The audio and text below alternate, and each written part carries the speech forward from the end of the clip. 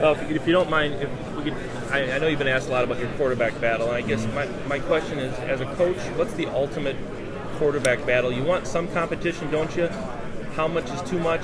Do you feel better years when you have a clear and obvious front runner? And how do you look at the way this race is shaping up between Joel and Tanner?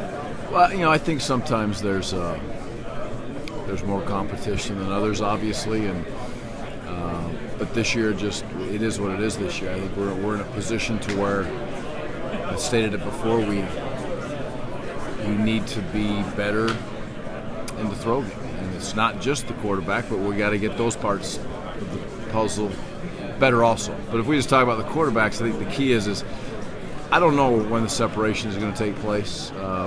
It could have taken place in spring, but it didn't. It could have taken place in the summer, but it didn't. So I think you look at it, you evaluate it every day, you make sure you're giving the kids the opportunity to be able to compete with a good offensive line, compete with good running backs, compete with good receivers. And that's key when you go through the process with the quarterbacks. It's not just getting reps, it's getting quality reps with quality players as much as you can. So I like the competition. I really like competition at all spots. Again, it's much more magnified because it is the quarterback position. And we'll see what direction it goes. It can be one kid start, the other kid start. It could be, as you move through time, depending on how we do on offense and the direction we're headed on offense, is it a mesh? I mean, do we want a starting quarterback? Yeah, we want a starting quarterback. But it's hard to make any of those statements right now until we get some practices underneath our belt. What you saw from Tanner last year on the defensive side of the ball, did that tell you this kid can play? I mean, he seemed like he has a real good head for the game. I think he does. What it did for me is football is important to him. Right. He loves football, or he would have just said, "Oh, cash it out, and I'll go and play next year." So he wanted to change position and do what he did. It made him a better football player. He sees football different because he's been on the other side of the football. It should make him a better quarterback. I believe he thinks it has. And it gave him a ton of respect through his teammates, because his teammates understand that, it's important to him to play and to get out there on the field, and they've seen that he can make plays. So it's he's in a good spot. So's Joel. Our kids understand what Joel sacrificed too. So Joel's played hurt. Joel's been banged around at times and gets right back up, and he's come over to the sidelines a few times gasping to get his air back and doesn't have it back, but he wants to make sure the other team doesn't see that he's a little bit beat up at that point. But you were saying yesterday Joel's shoulder looks pretty good. Absolutely, yeah. He's and the biggest thing is that's what Joel's telling me. I felt like I could kind of see it in the spring. Right. I could stand behind him and I could see him, kind of wincing without telling anybody because he didn't want to come out of those practices. I haven't seen him throw this summer, but when he tells me and the way he told me and the way his eyes were when he told me, I believe he's pain-free and that he feels great and has been for well over a month.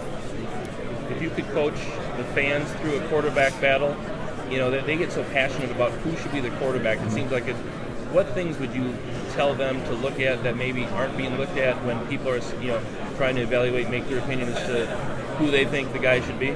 Well, there's the intangibles. You look at it and it has to be a leader.